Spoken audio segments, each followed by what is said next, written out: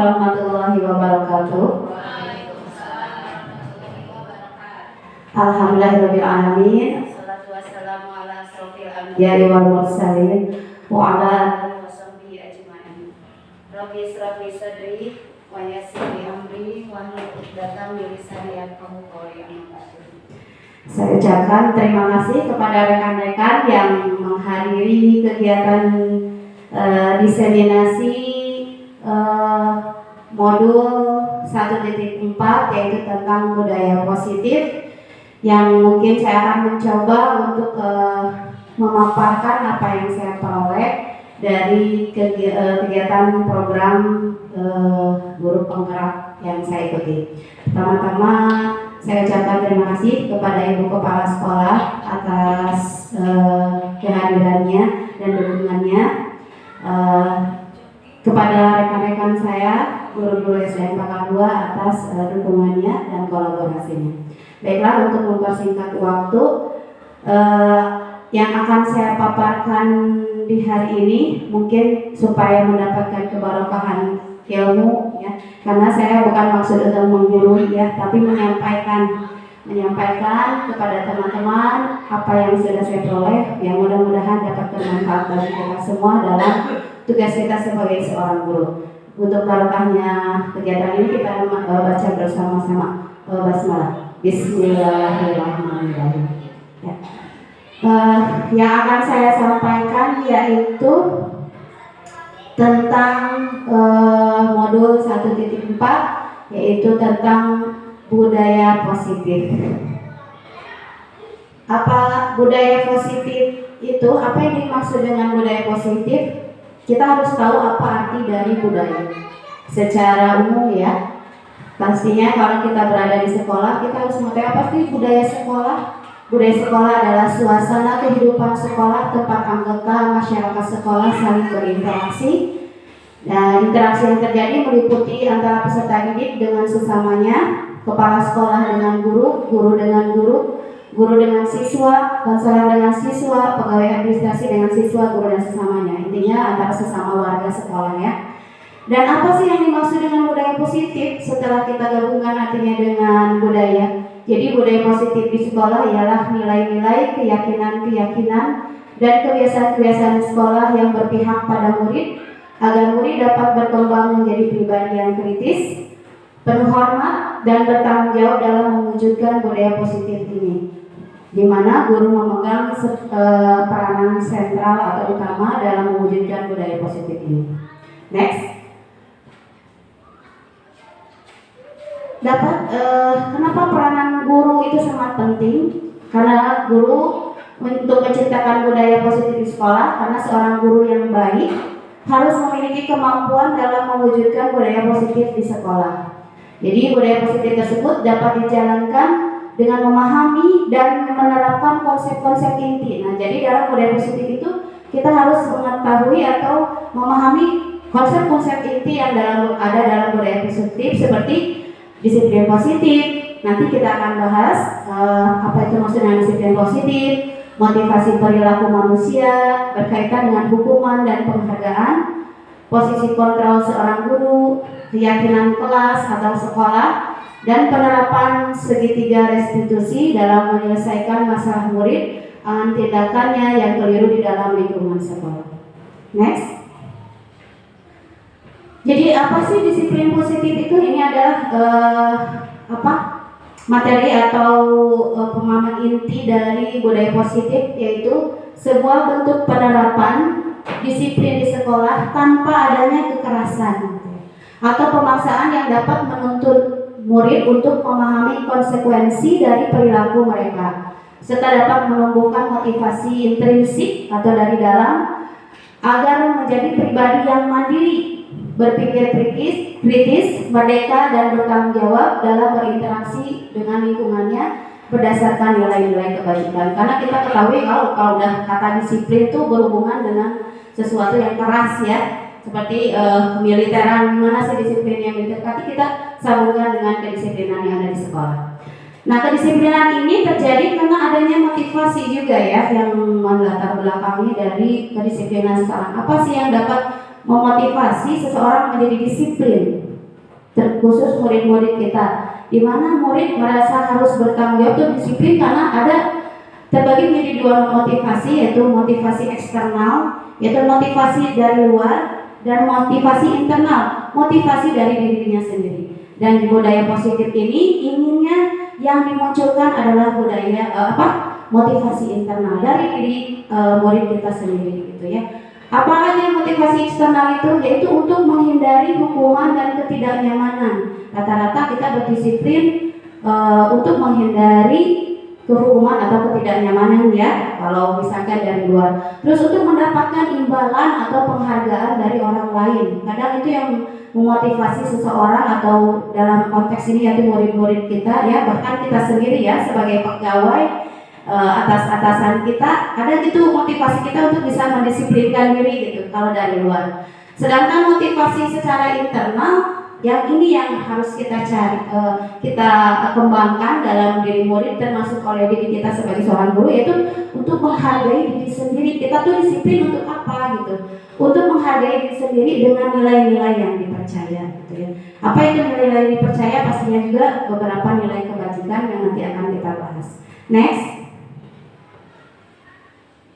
Selain dari motivasi, jika ada beberapa konsep inti yang harus kita pahami, apa yang dapat mendukung akan budaya positif di sekolah, yaitu akan 5 kebutuhan dasar manusia.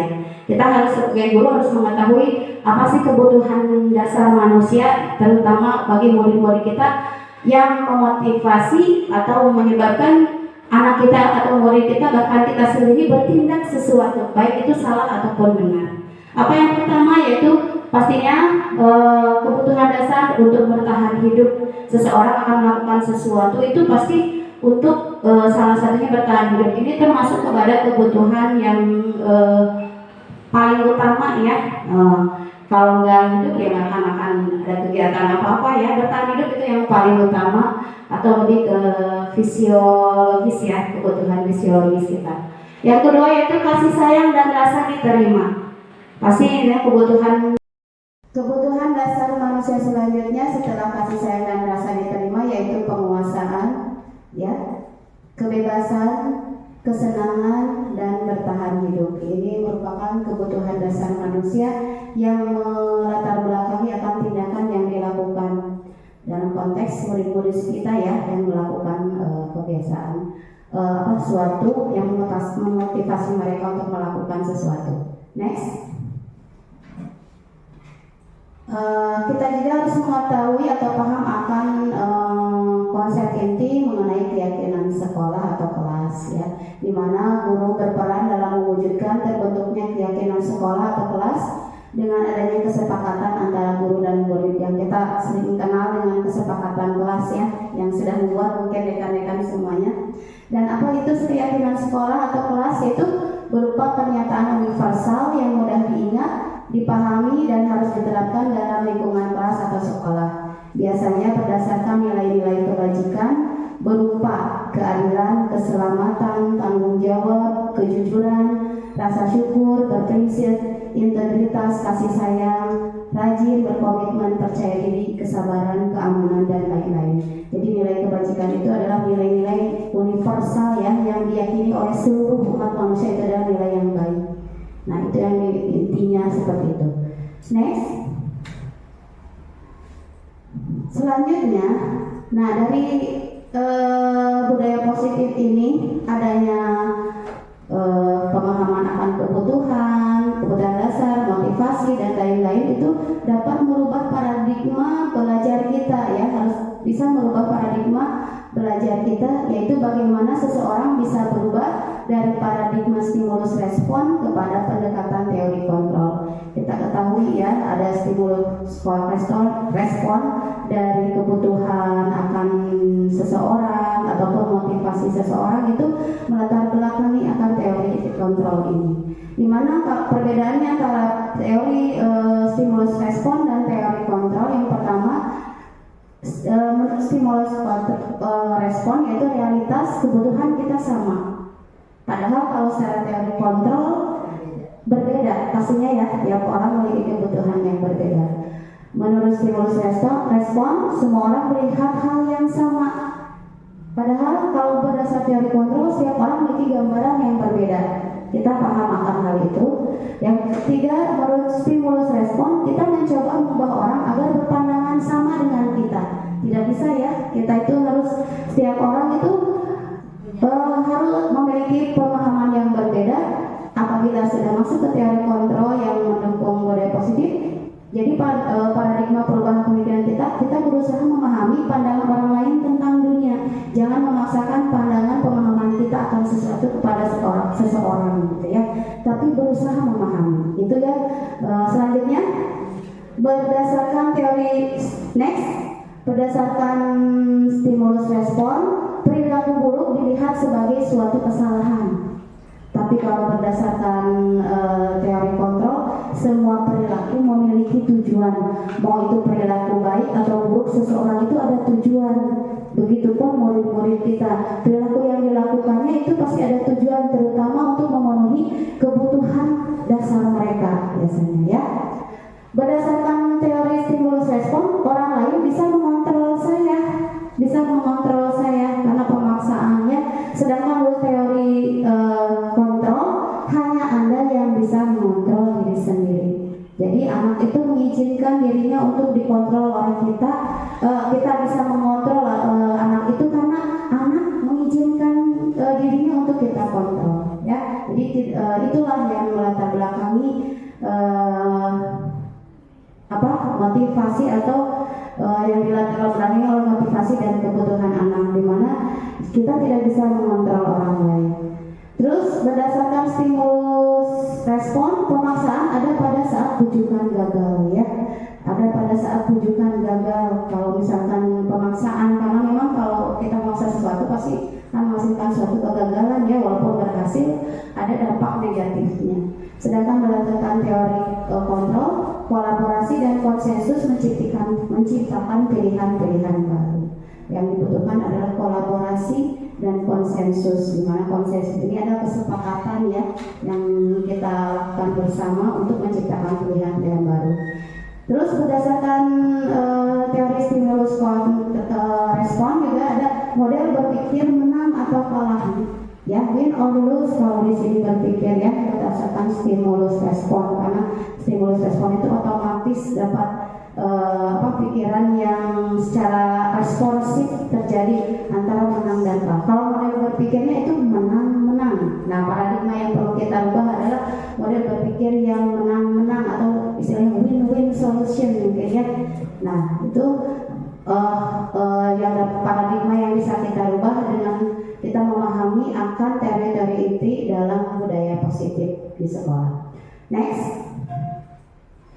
Nah, perubahan paradigma belajar pada dasarnya kita tidak dapat memaksa murid untuk berbuat sesuatu jikalau murid tersebut memilih untuk tidak melakukannya. Dasarnya kita tidak bisa ya. Walaupun tampaknya guru sedang mengontrol perilaku murid, hal demikian terjadi karena murid sedang mengizinkan dirinya dikontrol oleh kita. Ya, saat itu bentuk kontrol guru menjadi kebutuhan dasar yang dipilih murid tersebut. Nah, teori kontrol menyatakan bahwa semua perilaku memiliki tujuan, bahkan terhadap perilaku yang tidak disukai, yang baik ataupun yang salah. Nah, kita selanjutnya akan mengenal apa sih teori kontrol atau posisi kontrol seorang guru itu apa saja.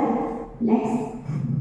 Nah, setelah itu apa sih posisi kontrol yang dapat kita ambil sebagai seorang guru kepada murid-muridnya? Berdasarkan teori kontrol Dr. William Glasser, Pak dosen menyimpulkan ada 5 posisi kontrol yang diterapkan seorang guru, orang tua ataupun atasan dalam melakukan kontrol. Antaranya 1, posisi kontrol penghukum. Yang kedua, posisi kontrol pembuat merasa bersalah. Ketiga, posisi kontrol teman. Keempat, posisi kontrol monitor atau pengawas. Dan kelima, yaitu posisi kontrol manajer. Nanti berikut kita akan melihat sih bagaimana penerapan posisi kontrol yang dapat kita lakukan, mana yang terbaik sih peranan atau posisi kontrol yang harusnya kita terapkan di sekolah kepada murid-murid kita. Silakan kita saksikan video penerapannya ya supaya pemahamannya.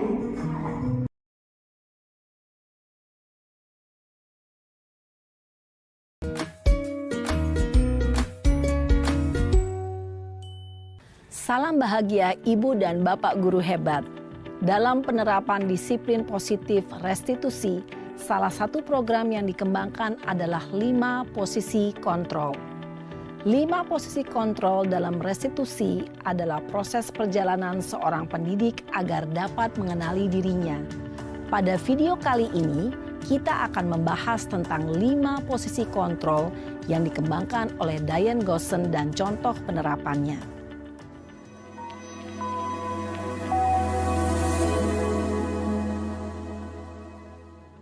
5 posisi kontrol itu adalah 1. Posisi penghukum. 2. Posisi pembuat merasa bersalah. 3. Posisi teman. 4. Posisi pemantau atau monitor. Dan 5. Posisi manajer. Untuk lebih memahami kelima posisi tersebut, mari kita saksikan kasus Naren yang terlambat hadir 20 menit di sekolah dan melihat bagaimana kelima posisi kontrol dalam menghadapi masalah tersebut.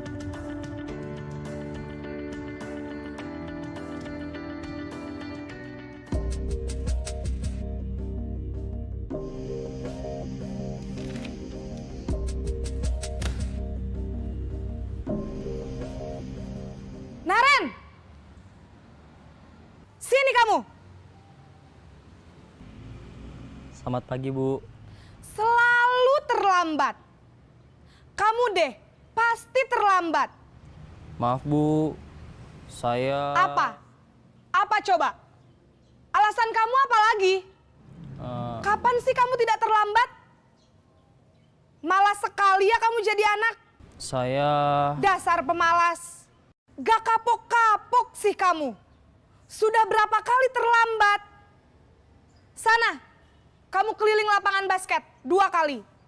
Kenapa saya harus keliling lapangan basket, Bu? Kenapa? Kamu mau lawan ibu? Berani-beraninya jawab. Sudah terlambat, masih berani jawab pula. Sekarang, keliling lapangan basket 5 kali sekalian. Biar kapok. Cepat. Pergi sana ke lapangan basket. Posisi penghukum biasanya berbicara dengan nada tinggi, menghardik, menunjuk-nunjuk, menyakiti, dan menyindir. Hukuman bisa berupa fisik maupun psikis. Ibu dan Bapak guru hebat, dampak yang terjadi pada murid ketika guru berada pada posisi penghukum adalah murid cenderung akan memberontak, bahkan menyimpan dendam.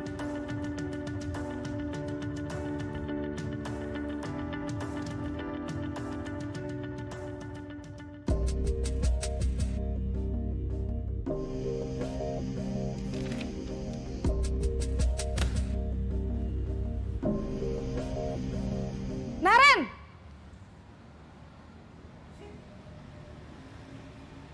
Selamat pagi, Bu. Naren. Kamu kenapa terlambat lagi, nak? Ya Tuhan, Naren. Kamu senang ya bikin ibu susah ya? Kalau kamu terlambat lagi, nanti ibu yang ditegur bapak kepala sekolah, nak. Disangka ibu tidak bisa membina kamu. Duh, gimana ini? Maaf, Bu. Duh, Gusti Naren.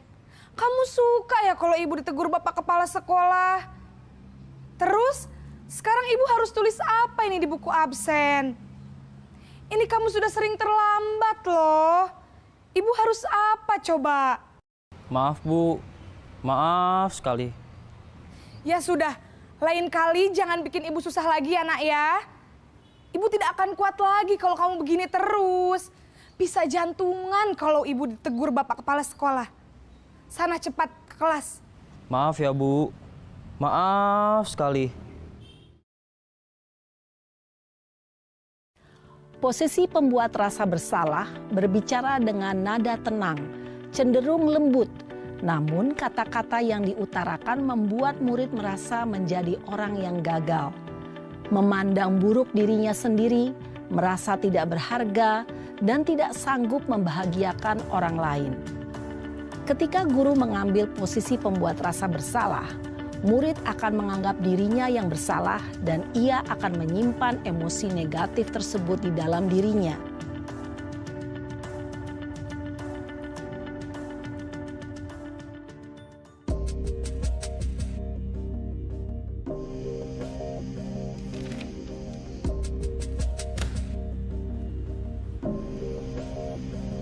Naren!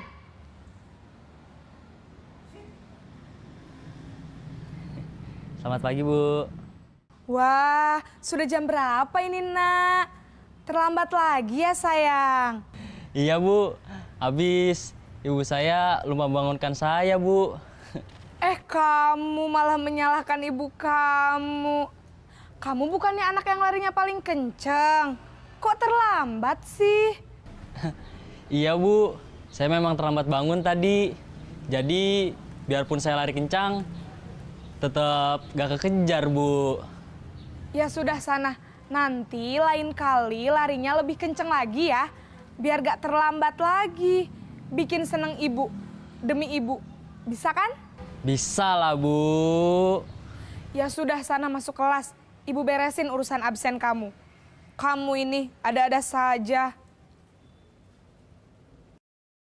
Dalam posisi teman, guru berbicara dengan nada suara ramah, akrab, cenderung bersenda gurau untuk menjaga suasana tetap santai. Murid akan merasa senang, aman, dan akrab dengan guru. Identitas yang tercipta adalah identitas sukses atau berhasil. Namun, perlu diingat, karena ini masih dorongan eksternal, maka ada faktor ketergantungan dari murid kepada orang tertentu. Di sini guru absennya, sehingga di lain waktu murid bisa berperilaku baik, namun hanya kepada orang-orang tertentu saja.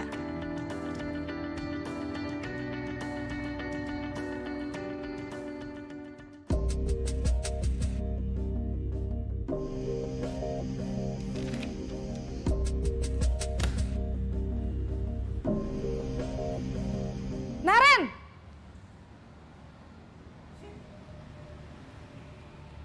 Selamat pagi, Bu.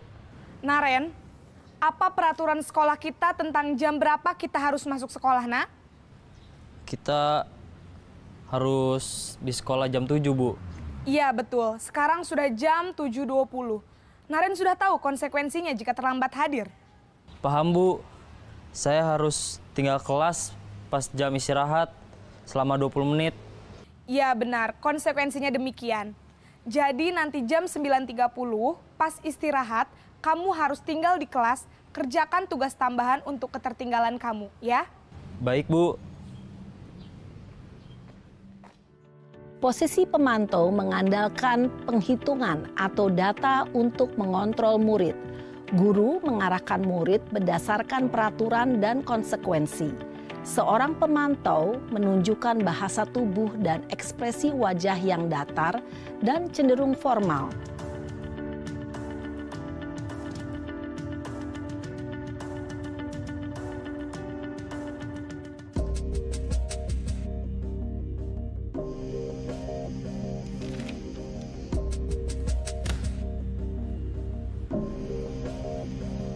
Naren!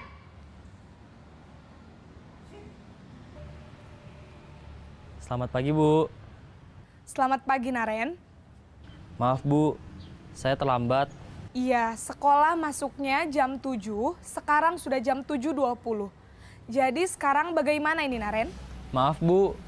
Saya lupa setel alarm saya semalam. Baiklah, menurut kamu, keyakinan sekolah yang mana yang perlu kamu tingkatkan? Menghargai diri sendiri dan orang lain mungkin ya, Bu. Setuju. Jadi, apakah Naren meyakini prinsip saling menghormati tersebut? Iya, Bu. Saya meyakininya. Apakah Naren bersedia memperbaiki masalah keterlambatan ini? Bersedia, Bu. Bagaimana kamu akan perbaiki masalah keterlambatan ini? Saya akan coba untuk tidak lupa menyetel alarm saya, Bu. Baik, kalau Naren lupa menyetel alarm di rumah, ada orang yang kira-kira bisa bantu mengingatkan tidak?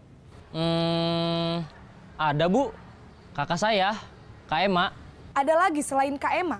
Selain Kak Ema, ada ibu saya. Baik, jadi yang mengingatkan Naren adalah Kak Emma dan ibu kamu ya? Kira-kira akan mulai setel alarm kapan nih Naren? Setelah pulang sekolah, akan segera saya lakukan. Baik, jadi Naren akan setel alarm untuk bangun besok pagi dan akan diingatkan oleh kakak dan ibunda Naren ya. Ada lagi yang mungkin perlu dilakukan Naren? Agar tidak terlambat bangun lagi.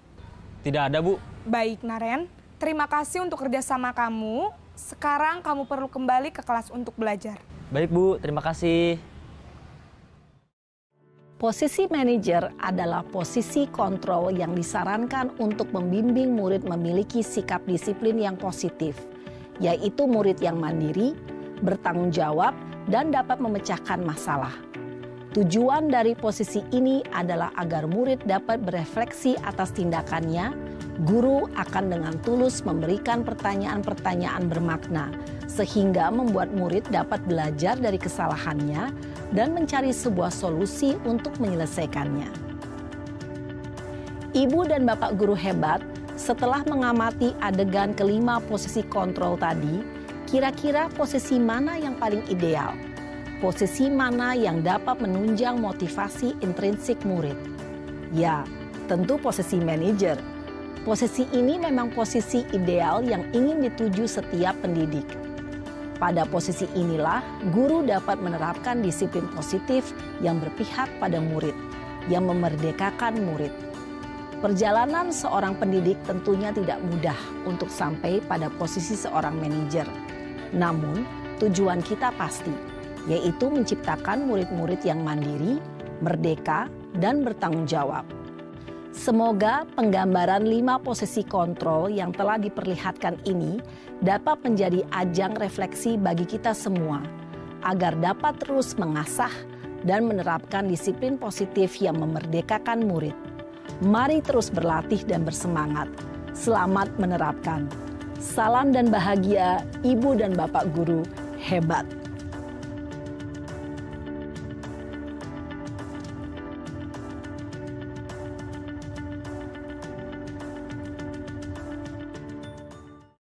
Teks ya.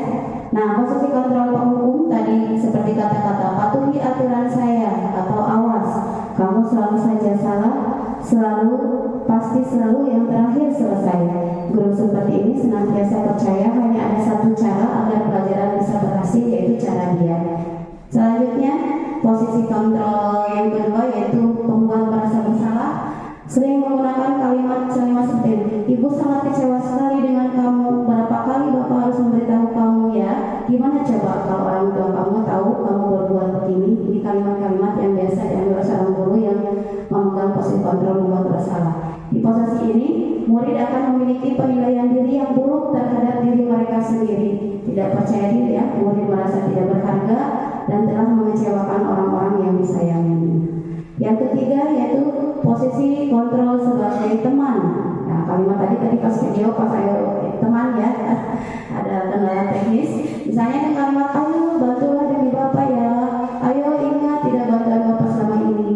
Ya sudah, kali ini tidak apa-apa, nanti Ibu bantu bereskan. Nah, biasanya ini posisi kontrol sebagai teman.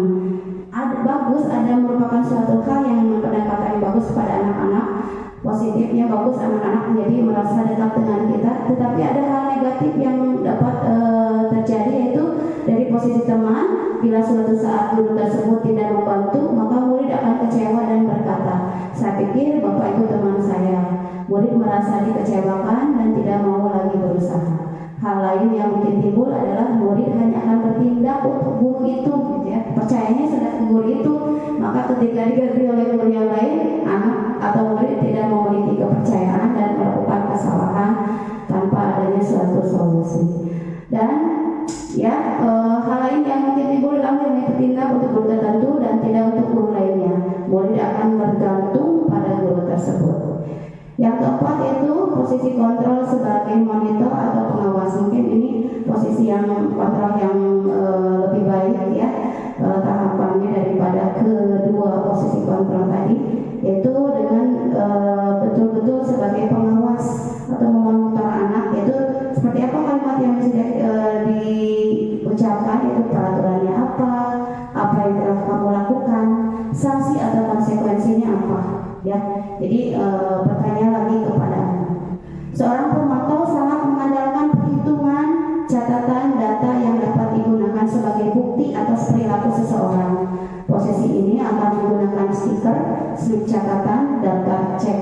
Posisi pemantau sendiri berawal dari teori stimulus respon, ya, masih stimulus respon. Teori kontrol yang menunjukkan tanggung jawab guru dalam mengontrol murid. Next. Ya, yang kelima adalah posisi kontrol manager. Ini yang lebih tepat untuk kita terapkan kepada anak-anak, di mana guru berkolaborasi dengan murid bagaimana memperbaiki kesalahan yang ada. Seorang manajer akan berkata, apa yang kita yakini, kembalikan ke keyakinan kelas. Apakah kamu meyakininya? Jika kamu meyakininya, apakah kamu bersedia memperbaikinya? Jika kamu memperbaiki ini, hal ini menunjukkan apa tentang dirimu? Apa rencana kamu untuk memperbaiki hal ini? Nah, posisi di mana guru berbuat sesuatu bersama dengan murid, mempersilahkan murid mempertanggungjawabkan perilakunya, mendukung murid agar dapat menemukan solusi atas permasalahannya sendiri. Ini adalah posisi kontrol yang paling tepat, ya, Ibu Bapak, yang dapat kita terapkan kepada murid, karena nanti kita akan bahas apa sih yang membuatnya tepat. Next. Nah, dengan posisi kontrol sebagai manajer, biasanya menerapkan yang namanya segitiga restitusi dalam penyelesaian masalah. Apa itu segitiga restitusi? 3 langkah yang dilakukan untuk menghadapi permasalahan apabila posisi kontrol kita sebagai manajer. Yaitu posisi kontrol yang baik sebagai seorang guru adalah sebagai manajer, di mana guru yang berperan berperan sebagai manajer menggunakan tahapan restitusi untuk dapat menyelesaikan masalah murid melalui 3 tahapan, yaitu 1. Menstabilkan identitas, yang kedua validasi tindakan yang salah, dan yang ketiga menanyakan keyakinan. Apa sih menstabilkan identitas?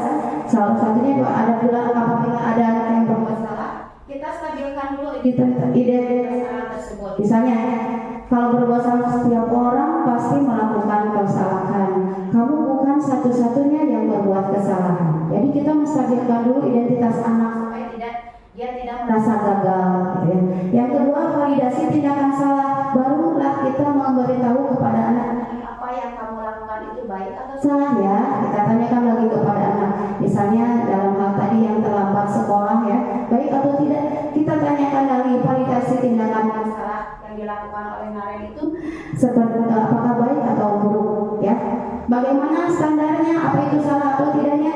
Kembali lagi dengan menanyakan keyakinan. Ya, misalnya kan keyakinan kelas kita itu tidak boleh terlambat sekolah. Misalnya itu keyakinan kelas yang sebagai standar dari menanyakan keyakinannya itu dari sana, ya. Apa sih tujuannya dengan diterapkannya segitiga restitusi? Yaitu untuk dapat menghasilkan murid yang mandiri, merdeka, dan bertanggung jawab. Next. Berikut adalah contoh video penerapan segitiga restitusi yang telah saya lakukan di kelas. Terima kasih Ibnu sudah datang memenuhi panggilan Ibu, ya. Iya. Kira-kira Ibnu tahu nggak kenapa dipanggil ke sini oleh Ibu? Tidak tahu. Tidak tahu? Oh iya. Kalau begitu Ibu akan menjelaskan maksud Ibu memanggil Ibnu. Tadi di kelas Ibu lihat Ibnu sedang memaksa teman, harus memberikan sesuatu miliknya, ya. Iya. Kira-kira boleh tahu apa yang Ibnu paksa ambil dari temannya? Uang. Uang. Oh, kenapa Ibnu melakukan hal itu, ya? Karena lapar. Memang Ibnu tidak sarapan dulu dari rumah? Tidak. Tidak. Dan uang itu untuk apa? Makan. Makan? Masa uang bisa dimakan? Dibelikan makanan. Oh iya, dibelikan makanan, ya. Tapi menurut Ibnu, dengan kita memaksa mengambil sesuatu dari teman, itu sesuatu hal yang baik tidak? Tidak. Tidak baik, kan, ya? Oleh karena itu, Ibu di sini mau meluruskan hal tersebut kepada Ibu, bahwa yang Ibu lakukan itu sesuatu yang keliru, ya.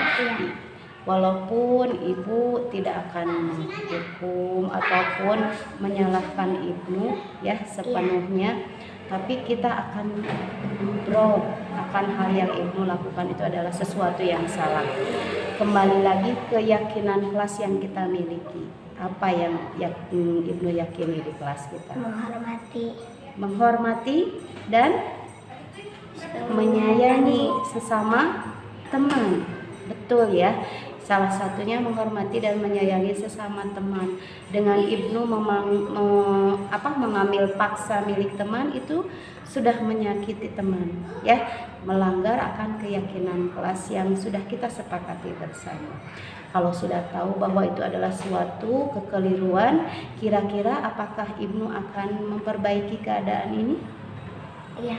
Seperti apa untuk memperbaiki ke depannya? Tidak mengulanginya lagi. Tidak akan mengulangi lagi? Hebat. Meminta maaf.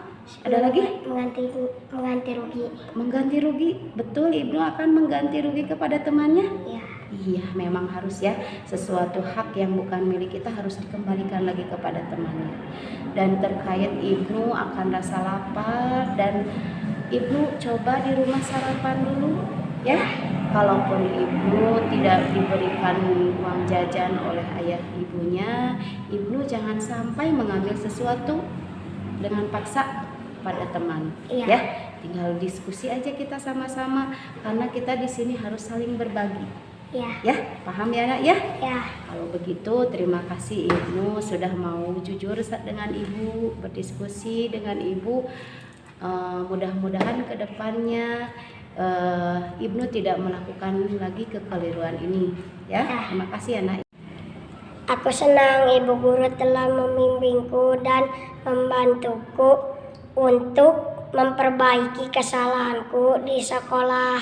Ya, kesimpulannya mungkin seorang guru diharapkan dapat menciptakan ekosistem pendidikan yang baik melalui penerapan budaya positif di lingkungan sekolahnya dengan memahami akan filosofi Ki Hajar Dewantara tentang pendidikan yang harus dapat menuntun murid sesuai kodrat alam dan kodrat zamannya, di mana guru harus memiliki 5 nilai dan peran sebagai guru penggerak, yaitu berpihak pada murid, mandiri, reflektif, kolaboratif, dan inovatif yang dapat dituangkan dan dicapai melalui sebuah visi dan prakarsa perubahan yang dirumuskan bersama untuk mewujudkan murid yang memiliki profil pelajar Pancasila. Itu kesimpulan yang dapat saya sampaikan mengenai budaya positif ini, karena saling berkaitan ya dengan peran kita untuk menciptakan suatu keadaan atau lingkungan sekolah yang mendukung akan terciptanya murid yang memiliki profil belajar Pancasila. Untuk refleksi, next, mungkin saya akhiri dengan pemaparan ini dengan refleksi yang saya lakukan. Bagaimana perasaan Anda ketika mengetahui akan konsep-konsep budaya positif ini? Ya, yang saya refleksikan secara sendiri yaitu perasaan saya sangat senang dan merasa termotivasi untuk dapat menerapkan konsep-konsep inti budaya positif ini. Saya merasa lega karena seperti mendapatkan jawaban akan permasalahan yang biasa terjadi di sekolah terkait permasalahan yang dilakukan oleh murid yang sering saya temukan di sekolah dengan menempatkan posisi kontrol yang tepat, yaitu sebagai posisi kontrol manager.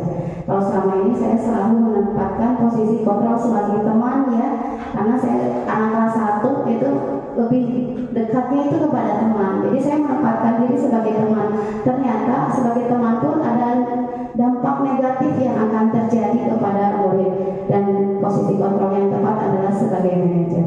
Nah, dari sana saya yang masih merasa harus terus belajar untuk dapat menerapkan budaya positif ini dan menularkan serta berkolaborasi dengan rekan-rekan sejawat, rekan-rekan semua ya, serta warga sekolah agar proses membangun budaya positif di sekolah dapat terwujud. Ya, alhamdulillah.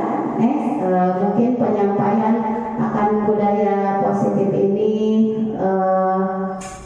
sedikit bisa saya paparkan, mudah-mudahan dapat memberikan tambahan pengetahuan dan inspirasi kepada teman-teman semua, rekan-rekan guru-guru SDN Pangkal 2. Mari kita sama-sama berkolaborasi ya untuk mewujudkan suatu lingkungan belajar yang memiliki budaya positif, terutama telah diprakarsai oleh Ibu Kepala Sekolah kita ya dari awal dengan akan visi misinya yang bagus gitu, yang sama-sama kita akan terapkan di lingkungan sekolah kita untuk dapat menciptakan lingkungan budaya sekolah yang positif. Mungkin itu saja, saya akhiri pemaparan akan diseminasi budaya positif ini. Mohon maaf apabila ada hal-hal perkataan yang kurang berkenan, dan mohon maaf mungkin apabila ada kesalahan yang belum dipahami, perkataan yang belum dipahami, kita akan berbicara lagi lebih dalam secara berkolaboratif, saling memberikan saran masukan sesama kita ya. Mungkin itu saja. Terima kasih atas perhatiannya, dan dilanjutkan mungkin kepada Ibu Kepala Sekolah untuk memberikan sepatah dua patah katanya ataupun ada yang memberi tanggapan. Terima kasih. Wabillahi taufiq wal hidayah. Wassalamualaikum warahmatullahi wabarakatuh.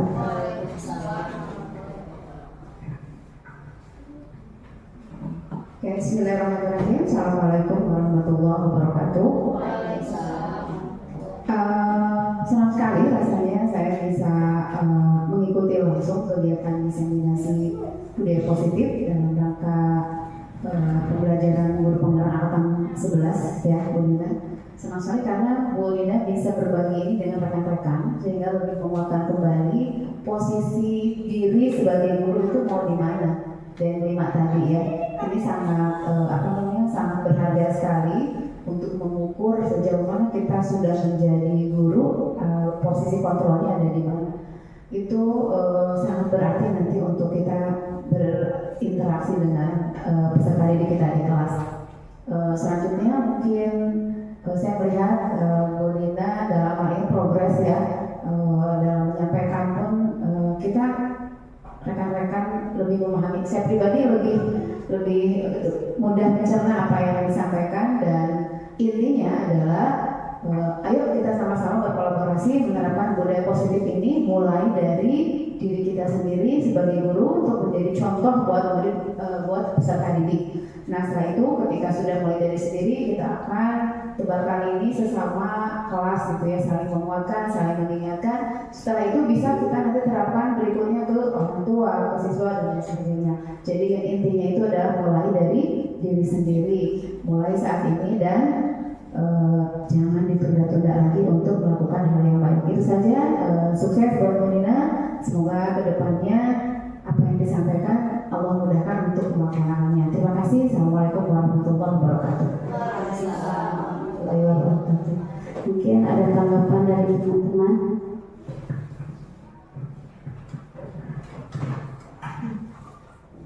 Terima kasih kepada Ibu Nina.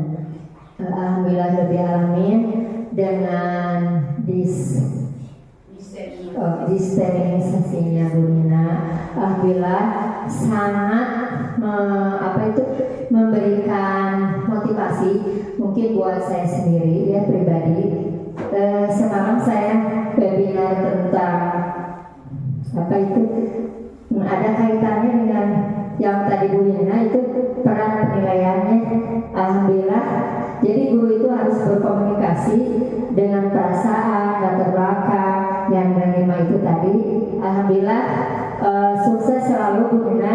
Mungkin doa dari Ibu, semangat dan jangan menyerah. Lanjutkan dan teruskan menjadi Bu Nina sendiri. Alhamdulillah, dengan dukungan Ibu Kepala Sekolah kita yang super hebat.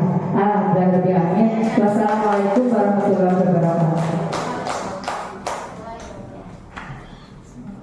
Terima kasih semuanya.